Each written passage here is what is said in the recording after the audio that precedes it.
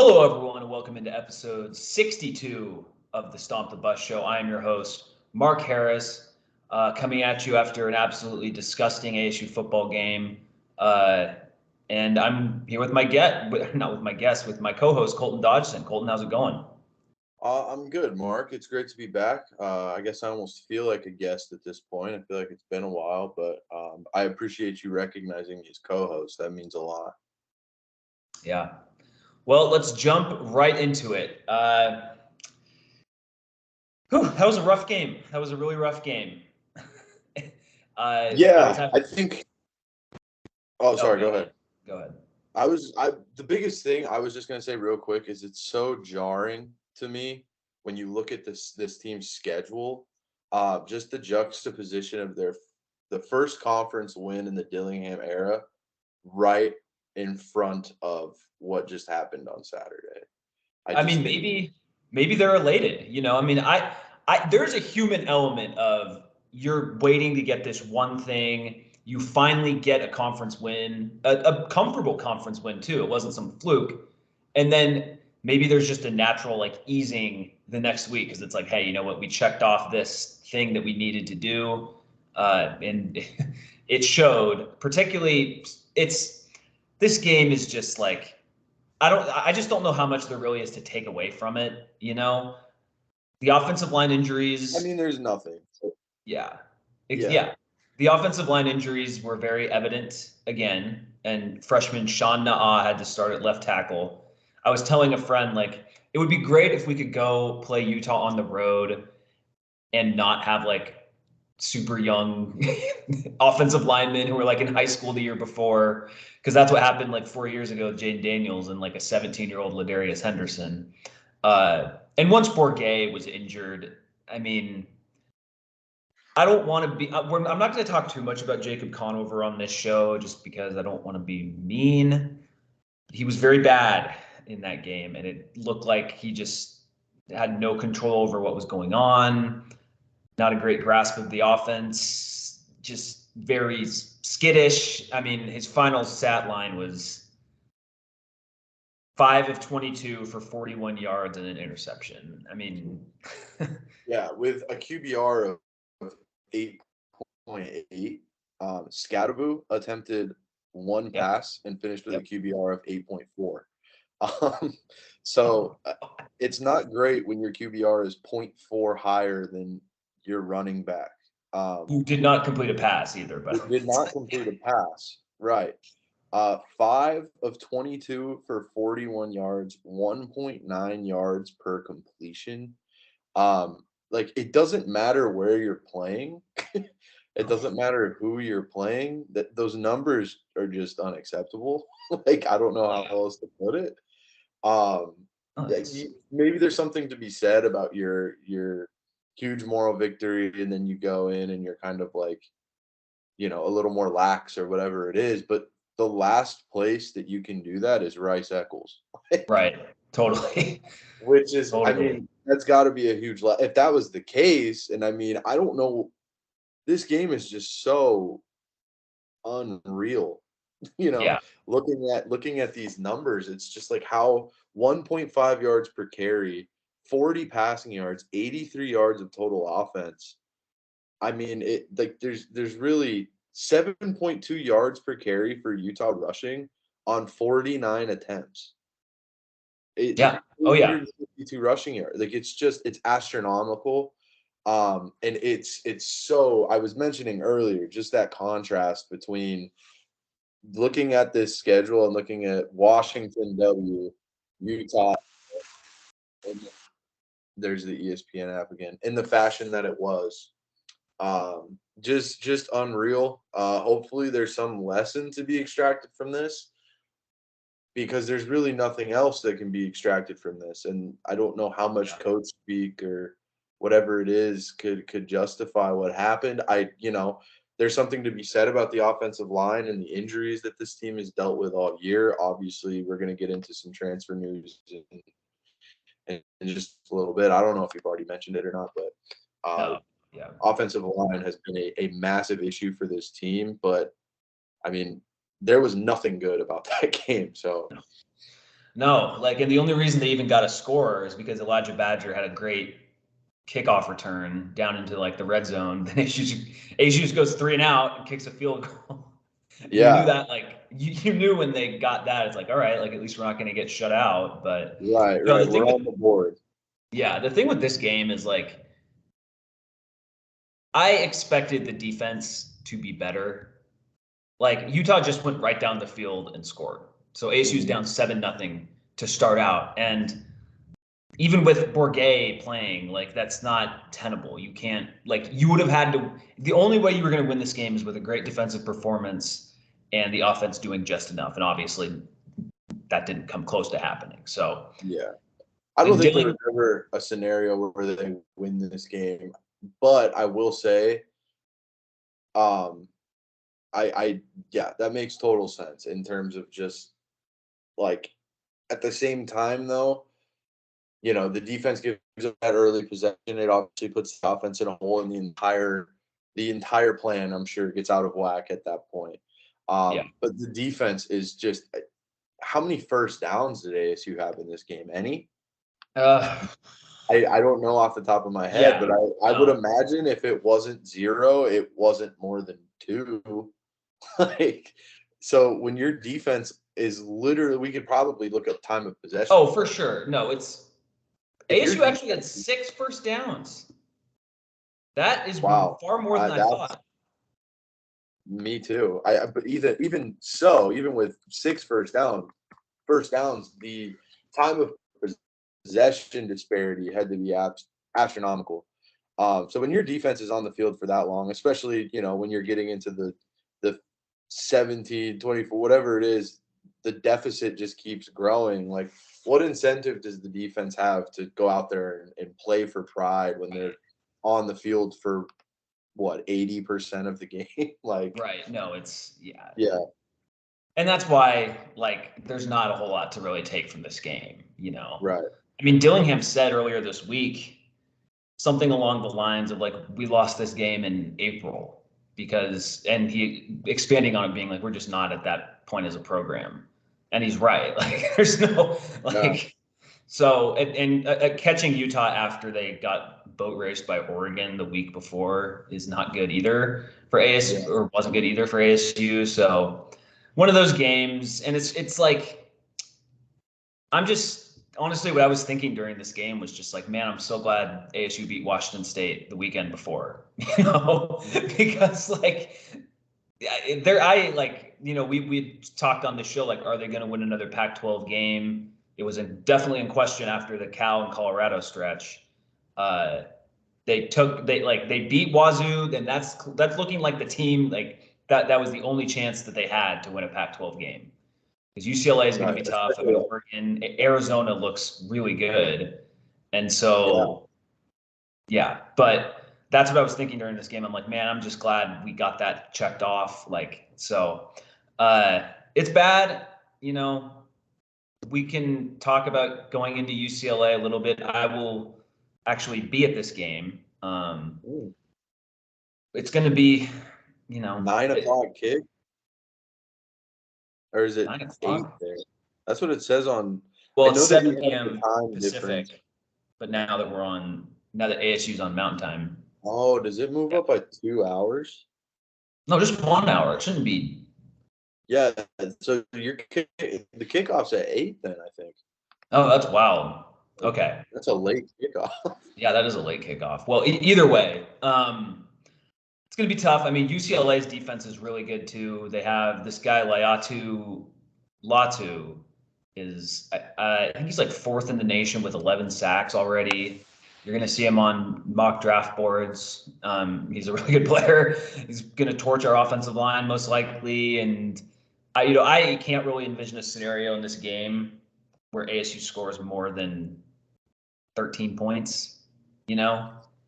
I mean, after that Utah performance, that might even be generous. Yeah, no, exactly. That's why I'm saying, like, 13 is the max. Like,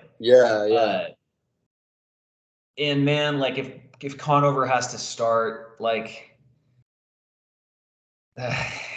like, no, I completely agree. It's like a high school game where there's just complete, like, just, well, where they're one of the teams is like, why are they even in the same division as the other team? You know, like with Bourget, and Bourget's had his issues this year, but you can trust Bourget if he's your quarterback to just have the offense moving down the field and picking up a few first downs, and not going 3 and out every single time.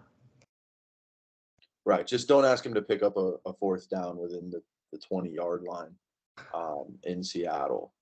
Right. Yeah. So that's where you draw the line with Bourget, I would say. Yeah. But yeah, I completely agree. I mean, it's getting to the point now. Like, we looked at the schedule the last couple episodes we've done this, and we were projecting the next win for so long, and they got it with the Wazoo game. But like, now with the current state of this team, even with UCLA kind of reeling a little bit, they just lost to Arizona, bounced from the rankings. They've kind of been up and down this year, and I think it was Ralph who mentioned, the freshman quarterback and the state of that team being a little inconsistent. But now it's just ASU stock has plummeted so far. I think we're looking at a 2-10 team in the first year of Dillingham. And we've seen some good, we've seen a lot of bad, but we have seen some good. You hope in year two. We kind of just have to turn the page to year two at this point. Yeah. Like, Totally. there's nothing to really talk about with the rest of the season. Like, Scadaboo was fun. It was cool to watch him for a season. I can't imagine he'll be here next year, right? I think he's like a graduate or something. No, I was looking today. He's actually a junior. So really? Okay. He felt way older. If he comes back, if he decides to go somewhere else, whatever. I wouldn't be shocked. Transfer season is going to be very interesting with this team. Yeah. Hopefully there's not too much turnover, but you never know. Is back, and there's no issue with him regaining that role as the starter. I think we saw enough from him early on to want to see more of him. And it's unfortunate we didn't get to see more in this season that was supposed to be, as Ralph put it, kind of an exhibition season, right? It would have been great to see him play more. Unfortunately, we didn't get that. Hopefully he's back next year, and hopefully year two of Dillingham, we see some strides on offense. Brian Ward locked up for 3 more years with that extension that I'm sure we'll get to. That is so. Yeah, let's talk about that now. Yeah, that is so big. It is big. It adds that to that consistency a little bit, right? And that that sort of uniform approach where you're not going to have turnover every year. These guys are going to know what to expect. They're going to feel comfortable in these schemes. The guys that they're coming to play for are going to be here. So you're not going to have guys committing and then transferring because the guy they wanted to play for is gone, whatever it is. Which is great. You need that consistency in the highest positions, I think, to start to make strides, especially with a program in the state that ASU football is in right now. So you're right. It is absolutely huge. 3 years is big. That's a big commitment. He obviously likes being here. He likes working with Dillingham. I'm excited to see Dillingham grow a little bit too. Lot of good moments, a lot of bad moments, a lot to learn from. So we'll see what happens, but I guess it's just white knuckle the last 3 games, or just don't even watch the last 3 games. There's not going to be, I don't think there's going to be a whole lot to glean from them anyway. We kind of know what this team is. We know what this season is at this point. Yeah.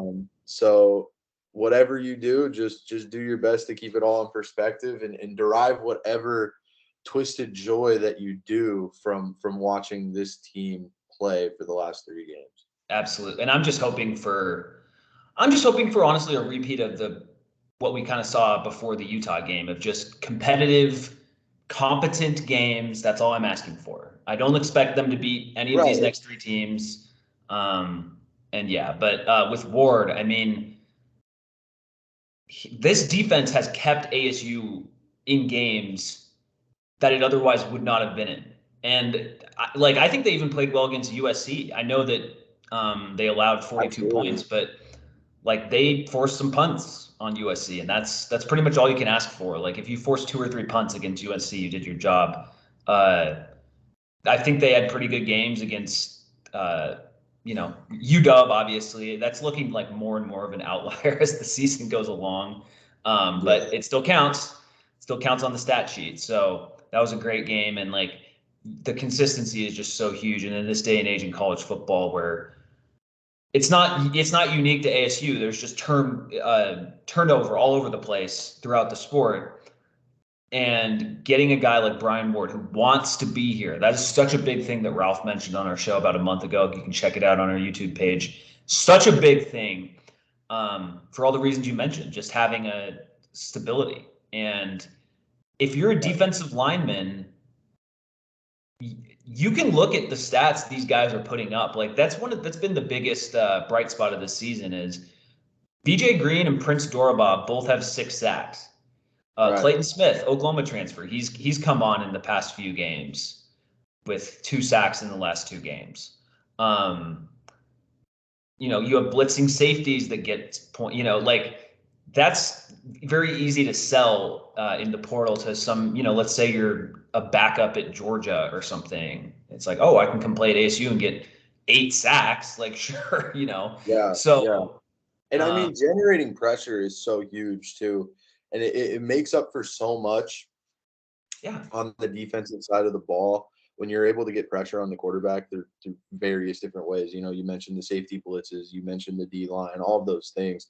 If you're able to generate pressure, you can make up for so many deficiencies. Not that there is, whatever the deficiencies are, right?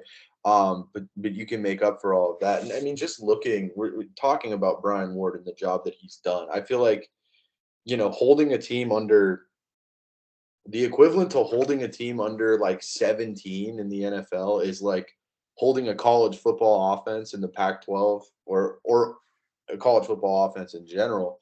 Holding that offense under 30 points is like the equivalent of a good defensive performance. I think that gives you a chance to win a game, right? Holding a team under 30 points in college football gives you a chance to go out and in some cases steal a game. And if you're going down the line, they've only given up more than 30 points twice this season.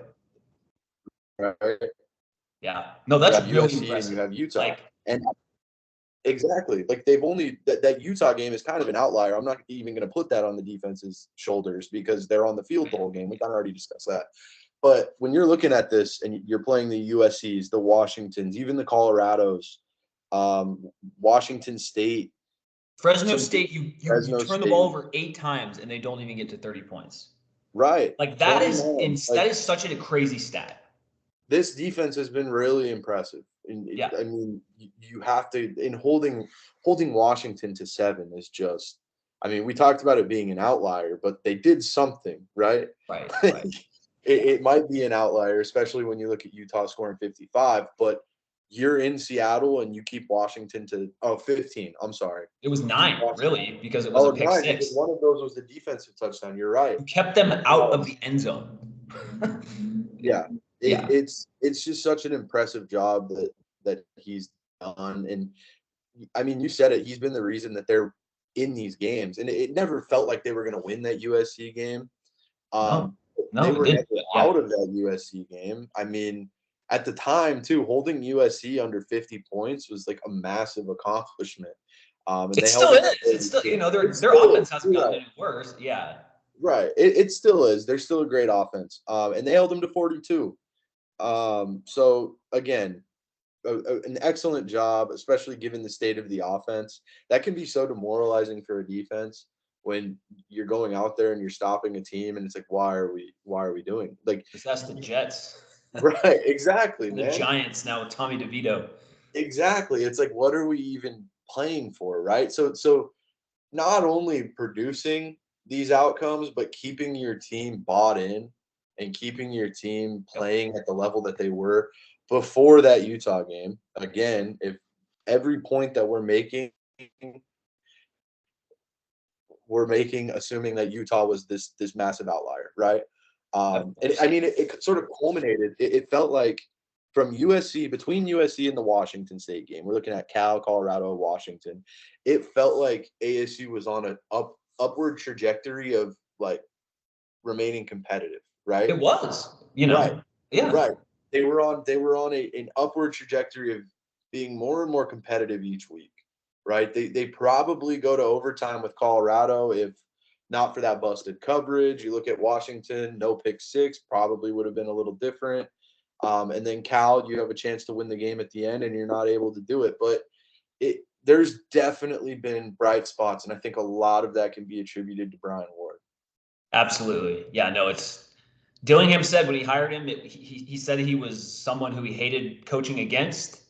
It's a fantastic strategy to hire, for the opposite side of the ball. Definitely. And I do think one thing we talk about the Washington State win. I think they could very well be the worst team in the Pac-12 because they only have one Pac-12 win, too, just like ASU, and ASU beat Wazoo. Wazoo just lost to Stanford 10-7 over the weekend, so not really that relevant, but I just think it's kind of interesting. Anyway, yeah, you mentioned the Isaiah Glass transfer news. So it started out on Friday before the game. It was reported that Isaiah Glass is not traveling to Utah for an unknown reason, which I've looked around. I haven't found anything like concrete on that. And then on Sunday after the game, he tweets out, "I'll be redshirting for the rest of my year with 2 years left of eligibility." So Isaiah Glass is not some irreplaceable, 100% future NFL offensive lineman, but you don't want guys like that leaving either.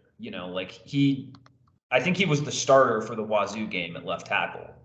So the question to me with the Isaiah Glass departure is this just, a player who maybe didn't get along with people, or when it's an unknown reason that just is so strange to me. It's a known reason. You're just not allowed to know. Well, yeah. Okay. A publicly unknown reason. Yeah, there you go. Yeah. No, he didn't. I'm sure he didn't wake up one morning and be like, you know what? I don't want to be part of this team anymore. So yeah. Right. But right. It's the question to me is this just a one-off of, a guy just wanting a new change of scenery, whatever it is, or is this like a preview of what's to come when the portal opens? We know the ASU's NIL is, I don't know how to phrase, it could be doing better. Based on what Ralph told us, and based on some hints like that Chris Cartman tweets out. But at the same time, it's not like I'll talk about ASU's basketball recruiting class. They have a top 11 recruiting class on 24/7. So it's how much is NIL factor in that? So it's just weird to parse all this out with Isaiah Glass, Right. And trying to make sense of what it means and make sense of what it means, what sort of future implications. What it doesn't mean, Well, yeah, exactly. Maybe this is just a guy that, didn't fit with the culture and he wasn't really that into it, whatever. Maybe this is a one-off, right? And that's what you would hope. You would hope this isn't a sign of things to come. But ultimately we don't know. It seems like the guys still play hard, especially, if we're looking at the two Washington games. It doesn't seem like, based on those two performances, that Dillingham is losing this team at all. It doesn't seem like there's about to be some mass exodus. Otherwise, those games would have gone exactly how we might have thought they would have gone, right? Especially with Washington.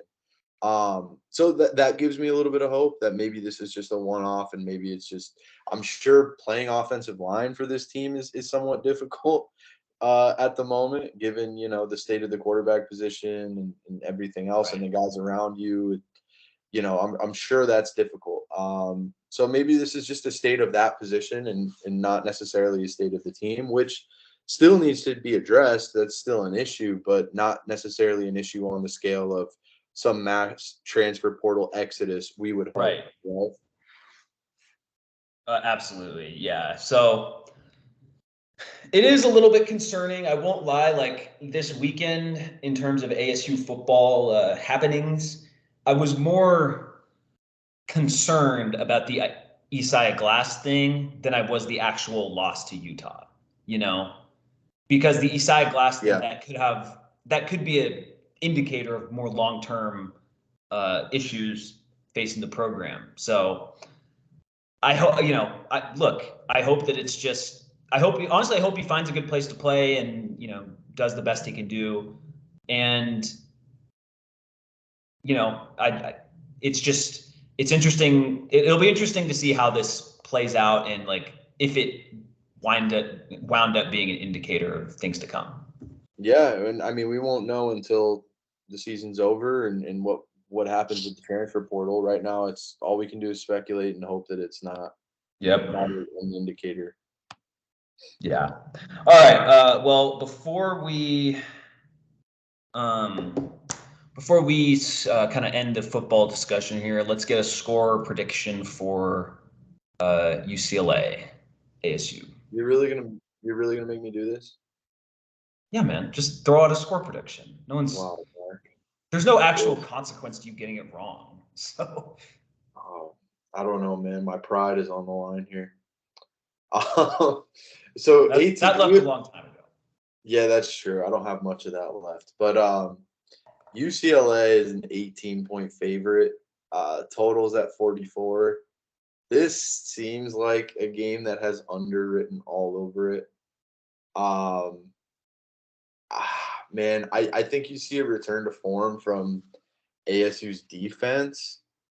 I think they might be a little humiliated, but we saw what could happen if your offense only musters 6 first downs in the span of a game, right? So you have that to sort of consider. If UCLA covers this spread, I don't think USC. I don't think ASU. I don't know how I mixed those two up, but I don't think ASU will have scored a touchdown. That's kind of how I feel about this. So I don't think UCLA's offense is good enough to cover this spread against ASU's defense if we're throwing out that Utah game, which I am. So all things considered, I think I might go like 20-3. Something like that. Like an absolute snoozer of a game. I can see that. Yeah, like 20-3 UCLA. ASU covers, but not valiantly. Field goal at the end of the game to avoid the shutout. Or you get that you get it on the front end, you kick a field goal from a good special teams play, like we saw last week. And then UCLA kind of just sputters all game, grinds it out. Does enough to score a couple touchdowns. Yeah, give me 20-3. I think 2 field goals, 2 touchdowns, and ASU gets a field goal. That feels about right. I feel like if ASU loses this game 20-3, then that means Conover played. Yeah. So you got to consider that, right? Like, what's the state of Bourget? Will we even know where Bourget? I don't think there's going to be any indication until the starter walks out onto the field. Yeah. Right, and if it's Conover, 20-3 seems very likely. Yeah. So the score that's been bouncing around in my head as I've thought about it is 27-10 UCLA. I think we're both kind of on the same wavelength here. The under, absolutely. I mean, 44 points. I don't know how they. I mean, maybe I don't know how they got 44 points for this one, but I actually, as per my job at Action Network, all the story coming out on Saturday that's telling you to take UCLA. Or take the under in this one, because actually on BetMGM it's 44.5 too, so you can find it there. But so anyway, I think it's gonna be 27-10 UCLA. I think we get a little bit more offense from ASU, but UCLA will be able to run the ball in this game, and that'll kind of figure itself out. So yeah, that's where I'm at. If we're going gambling plays, I think we're in unison here. ASU to cover +18, but way under. So that means you should probably just fade us for this. Yeah, maybe this is another 47-3 something like that. But I don't think so. I don't think UCLA has the offensive firepower to do something like that. Well, and they've had real quarterback issues this year too. Yeah. We've had ASU has had quarterback injury issues. They've just had quarterback issues, which is almost worse. Not getting the performance that they expected. Right. It is almost worse because it's like you can chalk it up to just being hurt, but if you have guys that are underperforming, it's like, what do we do? Especially when you have a good running game and a good defense too. Like that's a rare combo. Right. Which runs clock too, man. You got to think about that. Yes. If ASU's going to score points, they're gonna do so on the ground, I would think. And if UCLA's running and ASU's running, that clock is moving. I don't see if this goes over, I would be thoroughly shocked. Yeah, that it might be Conover playing and UCLA getting some very short fields or turnovers. So Conover playing could affect this both ways, actually. So yeah. All right. Well, enough football. Let's go to some ASU programs that are actually winning games quickly before we dive into some men's basketball discussion. I wanted to keep shouting out volleyball. They're up to 22-4 on the season after a split with no, it's not showing me. I think it was the LA schools. They split over the weekend, and they are now 22-4. That's a very good first year for JJ Van Niel. And the page isn't loading. Whatever. The important information is they're 22-4 and they're doing well. ASU ice hockey is now up to number 16 in the US CHO rankings after sweeping Stonehill over the weekend at Mole Arena. They got an overtime 5-4 win on Friday and then beat Stonehill 3-2 on Saturday. They are now 6-1-1 overall, and they have a very tough test this weekend. They host number 2 Denver on Friday and Saturday night, so that should be very interesting. If they can beat Denver just one time in that series, that would be fantastic. Yeah. Who knows, man? Maybe the mullet gives them some sort of advantage. I was going to ask you, does volleyball play at I think they play in mullet. And at mullet? I don't know if they play all their games at mullet, but I know they play. Some of these games say Desert Financial, some say mullet. So I wasn't sure if they just went to mullet for Stanford, they played at mullet, that sort of thing. But maybe it's scheduling. It's just ASU ice hockey gets priority, and when they're not there. But it's mullet's a way better arena to watch a volleyball game than Desert Financial. Oh, 100%. I'm sure it'd be sweet to go there and watch, anything. But volleyball beat number 5 Oregon in straight sets 3-0. That's impressive. They beat number 3 Stanford 3-0. They're balling right now. No, they're doing really well. It's good to see. All right. And then ice hockey too, man. That's impressive. Number 2 Denver at mullet. That would be fun. Oh, absolutely. Absolutely. Well, speaking of winning ASU programs, ASU basketball starts on, if you're listening to this, started last night. We're recording this before the Mississippi State game in the Barstool Invitational in Chicago. But, it's going to be an interesting year. It's going to be a lot like last year, most likely, because there's just a bunch of transfers coming in. The only 3 key returners are Frankie Collins, Jemiah Neal, and Alonzo Gaffney. But I kind of just trust Hurley for this team to at least be on the bubble after what we saw last year. And I'm just looking through this roster, and there's a lot of intriguing new players on this team. 100%. A lot of young guys, a lot of transfers. There's a lot of length. 100% a lot of length. I was just going to say that. You got a 7-footer in Sean Phillips. You've got a lot of experience with some of these transfers, some graduates, some promising freshmen that were fringe top 100 guys coming in. A JUCO addition in Malachi Davis. it seems like the state of this roster is very similar to what we saw last year, right? Keeping Frankie Collins, Jemiah Neal, and Alonzo Gaffney is huge. Those three were massive last year for this team. So adding these new guys into the fold is exciting. There's one guy that I'm actually excited, and I don't know what his role is going to be. I don't know what it's going to look like for him. But just looking through some of these players and doing a little research on these guys, Bryson Long from Houston Christian, hitting 41.6% of his threes last year. I love that they're going to have some sort of sharp shooter on this team. I think at times when ASU starts to falter a little bit, it's because they're ice cold from the three or from the field in general, right?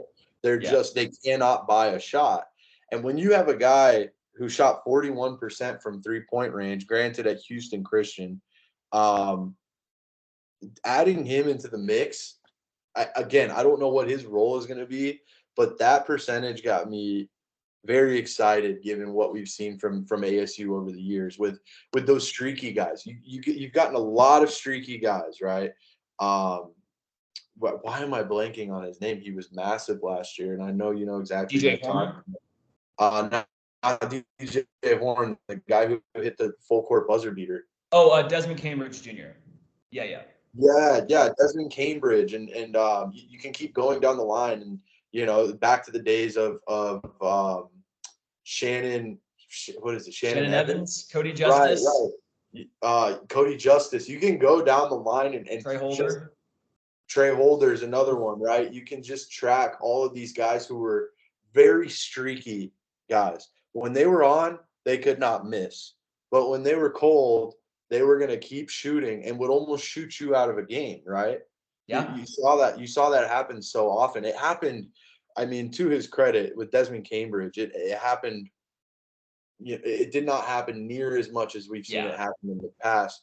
But somebody, and I don't think we're ever going to talk about Bryson Long in the same breath as any of those guys, but just the thought of having a consistent, a steady 3-point shooter gets me very excited. And if he can emerge as that guy, I think that would be so crucial for this team, to be able to have that guy that can shoot the 3-ball consistently, and not go so ice cold like so many of these guys have. But you also mentioned the length, right? And we go down the line. You got Kamari Land, 6'8".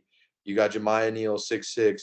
Alonzo Gaffney, 6'9". Sean Phillips, 7 foot. The list goes on. Zane Meeks, 6'9". Akil Watson, a freshman, 6'9". There's a Ryan lot. Salimbange, 6'8". There you go, man. Another forward, right? So you have so much size that you can play with on this team, right? That you can mess with and tweak, especially in the early going with a largely new roster, right? Of guys that you kind of have to figure out, and guys that you need to learn to mesh with and how they fit into the fold. But either way, a lot to like, I think. And given what Bobby Hurley did last year in a very similar situation, I think I'm optimistic, and I think we have a lot of reason to be optimistic. I don't think it's blind optimism. I think we have a precedent. I think we have a precedent, which was last season, of what Bobby Hurley can do with this team, with a team very similar to what we're getting this year. Absolutely. And the thing is, even though, yes, there was a lot of turnover from last year, the guy, you're getting back your point guard in Frankie Collins, right? Absolutely. That is so big. If you're going to have anyone not leave, you would want it to be your point guard.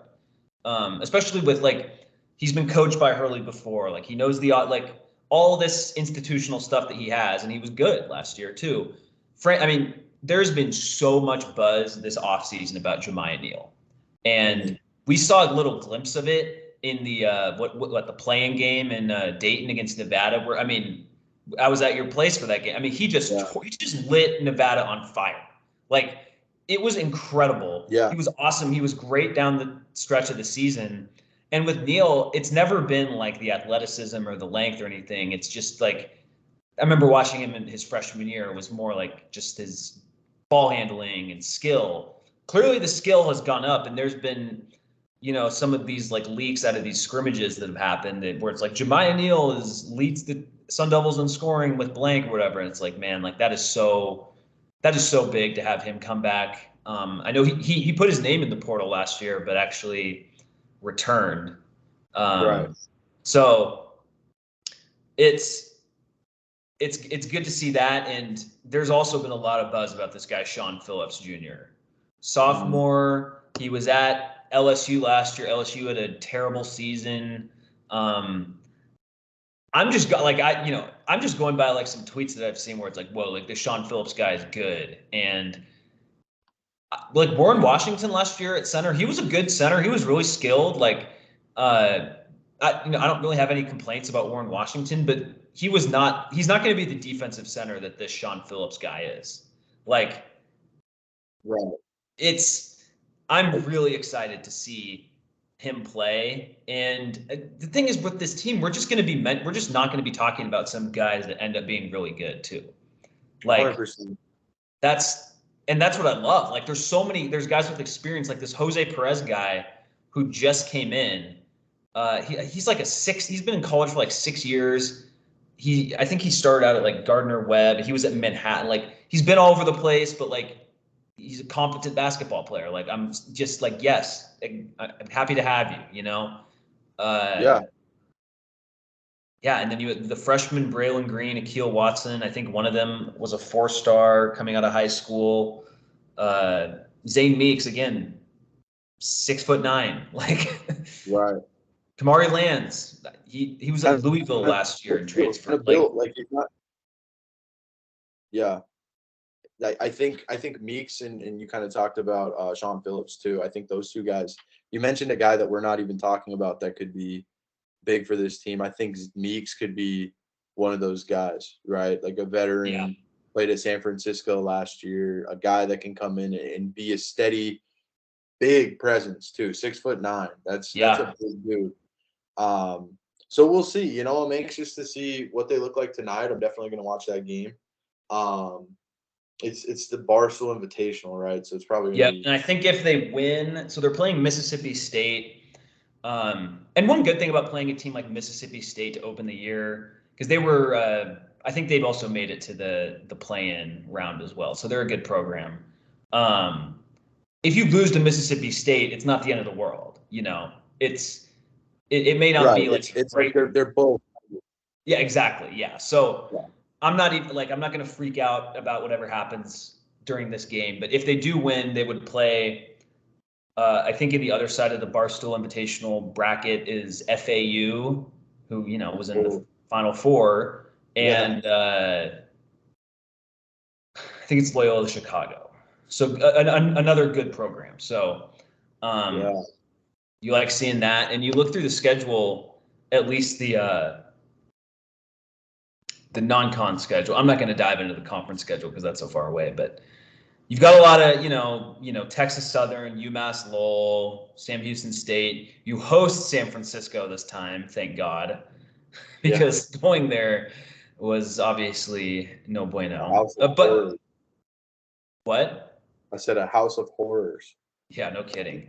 But then some of these teams you play in the Barstool Sports Invitational, the Vegas Showdown, BYU, US LBM Coast to Coast Challenge, TCU, Jerry Colangelo Hall of Fame Series, you play Northwestern at the Suns Arena. These are all a lot of this programs that are good basketball programs, but they're on ASU's level. You're probably not gonna have a game where remember that year they played Kentucky in the Bahamas with De'Aaron Fox and Malik Monk, and it was just disgrace. I think ASU lost 110 to 66 or something like that. It was a while ago. Why do I not remember this? Well, it's probably best that you don't. But I blocked it out. Yeah, but my point being is you don't have these huge non-conference matchups that historically ASU has done well in those, but it's also another opportunity for a loss. So but again, you're playing TCU, you're playing BYU, you're playing Northwestern. These are all recent tournament teams, And so if you beat them, it is going to help you, you know, but they're not impossible tasks. So. Right. Yeah, man. And I mean, winning this game against Mississippi State means you get to sort of test your mettle against FAU, which That I would be mean, awesome to play that Florida. would be cool to get that opportunity, win or lose, to play against FAU. So, Yeah. And I and that, think I that mean, that Florida boosts, Atlantic, if you're competitive with them, or even play against them, that boosts your strength of schedule, right? it should, yeah. Versus, And I think they return a lot of their same guys from their Final Four team too. yeah, man, they're 10th in the country right now. So Yeah, there you go. Yeah. that would be a massive game to get to play for your strength of schedule, which could be big. I mean, dude, last year that Michigan game probably gave them the razor thin edge that they had to get into Yeah. that play in. So these You know what's early funny about that tournament last year is yeah, that Michigan came in as the most hyped team, but they didn't even make the tournament. Well, I think the other two teams were Pitt and VCU, and they both made the tournament. And so it's like, you know, who knows how it's all going to shake out at the end, but still beating a team. Yeah, right. Same with that was still a big win UNC for last ASU. year. Yeah, last year was the year UNC started number 1 and didn't even make the tournament, right? Right, right. So Yeah. there was a lot of, I mean, college basketball, you don't know. I mean, FAU got to what, the Final Four? Am I right? They were a buzzer beating shot away from being in the national championship game. Like, Right. Like yeah, the FAU, man, a team that I don't know. I'm sure they were on somebody's radar, but never a Final Four pick, you know? yeah, So, yeah. like, anything can happen in college basketball. Who knows? But getting to go against a team like FAU early in the season, win or lose, could pay dividends for a team, especially a team that might look a little rocky in the beginning because they're trying to figure this out, right? I think Yep. this team's just going to get stronger as the season progresses, like we kind of saw last year, with that run they had at the end to even get into the tournament with those wins against Oregon State and then USC, right? And then I mean blowing out Nevada. So Yeah. that's what you hope. And I mean, you hit the nail on the head when you were talking about Frankie Collins, getting that guy back. Especially, that was the difference from last year, right? You didn't have that guy Yeah. who was kind of the glue guy with all of the new pieces coming in. So it'll be interesting to see how big of an impact that makes on a team comprised of primarily transfers, um, and new faces. So Totally. Totally. No, I'm excited for this team. And I think one thing that's really, really good about what Bobby Hurley has done with ASU men's basketball is that we're going into a season being like, hey, we should make the tournament. And there's not like, it's not like, oh, like, yeah, maybe we can make the tournament, you know, if everything falls into place or whatever. Like, no, it's like we should make the tournament. Like we saw this last year. You know what I'm saying? Like that is such a good place to be in, like as yeah, a program where there's expectations, but they're not like ridiculous expectations, you know. And right. I'm And just, that's yeah, good, especially given the state of football. And it might be a while before we can have, I don't know, optimistic expectations. Like yeah, having a team that not only seems to have found some sort of groove with Bobby Hurley, but found a groove in the landscape of the transfer portal and seems to be using that. They're not falling behind the 8 ball on that. I would almost argue ASU is one of those teams that's leading the charge, or not, maybe not leading the charge, but has done extremely well yeah. navigating team building in the era of the transfer portal, which I They've mean, adapted well to it. yeah, yeah, exactly, and that's a testament to Bobby Hurley. So, you're right. It does feel good to feel optimistic about an ASU sports team. Well, I mean, particularly ASU men's basketball, like everyone feel free to go look at Wikipedia and just go look at the records over the years. Like it's, you know, it's not pretty. So that's why like making the tournament, like that's why I'm a Bobby Hurley fan. I get that the criticism is there and a lot of it is very valid. But when you make the tournament 4 out of 8 years at ASU, and yeah, I'm throwing in the 2020 year in there.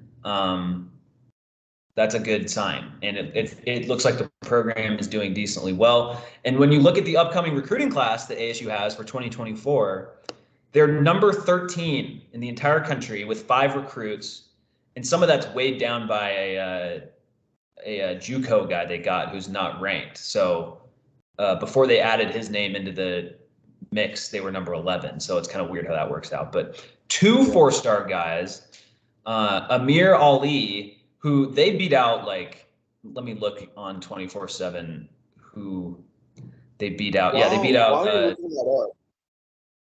What? Oh, sorry. Go ahead. You found it. I was just gonna say while you're looking that up, but go ahead. Who did they beat out? Yeah, Alabama, Ohio State, Florida State, Arkansas. Those are some heavy hitters. Yeah, and I think he might have, like, his uncle might be on Hurley's staff or something, so that obviously helps. But hey, decision. Yusuf Ali, right? It probably, yeah. I mean, I don't know. He's the assistant coach. Yeah, there you go.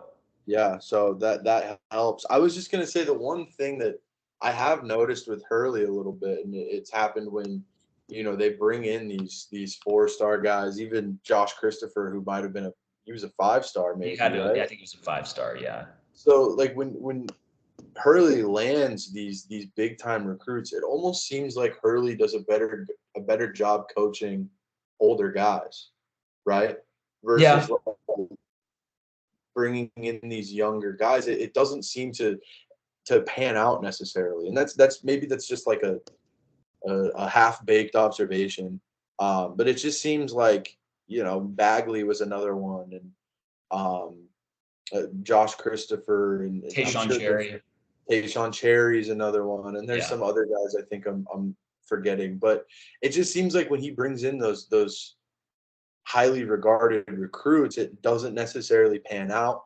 Not only, I mean, it kind of did for Josh Christopher, but not only for the program, but for the recruits. Like it seems like they come to ASU and then you never hear from them again, right? I mean, obviously James Harden is the one guy that ASU hangs its hat on, but I'm talking like under Hurley, right? Like you don't. Well, I think Lugens Dort was actually a really high level. Oh, yeah. Of course he was. That's the guy I was trying to think. I was like, there's one other guy, and I can't. And he wasn't drafted, but that was clearly just a mistake by the NBA, and it was a mistake at the time. And anyway, right? But yeah. But to that point, I guess what I would say is, like, you should still keep recruiting high level players. Like, yeah, no, 100%. The only point the only point I was trying to make was, like, I don't think those guys are necessarily going to, and I mean, it's great, right? Having that recruiting class is awesome. Like, you need those guys. You're 100% right. But my big thing is, like, how much of that is going to equate to, like, higher scale success than what we're used to? Is it all going to translate would be my only question. But I mean, if you're able, maybe it doesn't, it doesn't guarantee you anything. Those other guys that I just referenced weren't recruited in the era of this transfer portal thing. They had to shoulder the load, right? The Tayshaun Terrys and the Josh Christophers and the Dort came in, Bagley, right? But this is really like the first time. I guess Dort had Cheatham with him. But this is one of the first times and that's why next year might be exciting, where Bobby Hurley gets to supplement his work in the transfer portal with a highly regarded recruiting class. Which those two elements coming together, I don't know, that could make all the difference. That is true. That's a good way to look at it. And the other thing is, like, so Amir Ali is on 24/7 Sports. He's the number 60 rated recruit in the country, 60. Sammy Yane, who is the other 4-star, 6'8" power forward. Both the 4-stars are 6'8". He is the number 94 recruit in the entire class. So when you're that low in the top 100, it's all relative. But if you're like the number 60 or in the 90s, if you're being reasonable, you're not being like, oh, I'm a one and done guy for sure, Whereas, like, Josh Christopher, when he came to ASU, he had that mindset, and he was right to have that mindset because he was a one and done, and I'm pretty sure he's still in the NBA. And maybe Bagley had that same thing too. So, like, I think if you're a kid and, like, I think sometimes ASU fans, like, they conflate, like, highly rated recruit to mean that they're like a 5-star every single time. Like I've heard so many times this season, I've heard Jaden Rashada referred to as a 5-star. It's like, no, he was a 4-star. Like there is a difference. Right. And I think that is important to mention with these two guys. And I don't mean that as a slight to them. Like, oh, you're only a 4-star out of high school. Like, obviously that's a ridiculous. Like, they're incredible players. But the fact, like, but they're not like Cooper Flag. You know, it's not like guys who like everyone knows about and like people in the NBA are like, oh, we got to make sure, you know, we're gonna tank in next year so we can get so and so. You know, like they may go to the NBA, like who knows, but they're not like at the top of their class, if that makes sense. No, definitely, and it's one of those guys that I guess it all comes down to the mindset. But I mean, if Amir Ali is coming in and he's going to get to play, you said it was his cousin is who the assistant coach is. Is that right? I just said relative. I don't know. Oh, relative. Yeah. Okay. So come in, play with his relative, maybe develop a little bit. If he has that mindset, then we'll see what happens. I mean, he's playing in Queen Creek currently, so kind of a local guy in that regard, which is good. I think he's originally from Tucson. Some Oh, of these okay. guys' high schools, it's so hard to like. They Yeah, all go especially with like the academies and all of that stuff. Like it's you have no idea where they're really playing. no, But like there's one of those in New Hampshire that like a few of the NBA guys went to, and I'm like, wow, a lot of random NBA players from New Hampshire. And I'm like, oh wait, they're most of them aren't actually from New Hampshire. They're from somewhere else on the East Coast. But anyway, it's like so right. But I guess But yeah, man. I mean, I'm excited to see how those two things work together. Like a highly regarded recruiting class with a transfer class to kind of round everything out. right. And the thing is, like I mentioned, like, oh, you know, these guys probably won't be one and dones. If they are one and dones, then that's awesome. You know, like that's still good for your team. So, yeah, I am not in the mind. Okay, so I'm looking at 24/7 Sports. Wow, this is crazy to see this. Josh Christopher is the #1 rated recruit all time for ASU basketball. That's crazy. That's what it says. And maybe James Harden is too. There's a lot of random dudes in here, but Austin Nunez was a 4-star, and now he's at Ole Miss. But I just think that's funny how that plays out. But yeah, anything else you want to add about ASU sports before we wrap this one up? Not really, man. I think we covered a little bit of everything today, which is good. Just looking forward to watching this ASU basketball game. I'm sure in the coming weeks we'll shift our gears more to basketball centric, which I think will be a lot more exciting than discussing this football team. So I'm looking forward to that. I'm hoping with basketball we aren't starting the show saying things like, "Well, they look competent, they're competitive." Right. Like, I think we're past that. I hope, you know what, let me rephrase. I hope we're past that. Yeah, that's true. Maybe like on the road at USC or something with Bronny James and Isaiah Collier. But yeah. All right. Well, thank you for listening, everyone. Thank you for watching on YouTube. If you are watching on YouTube, please like and subscribe or rate and review on your podcast app of choice. Wrapping this one up. And as always, go Devils.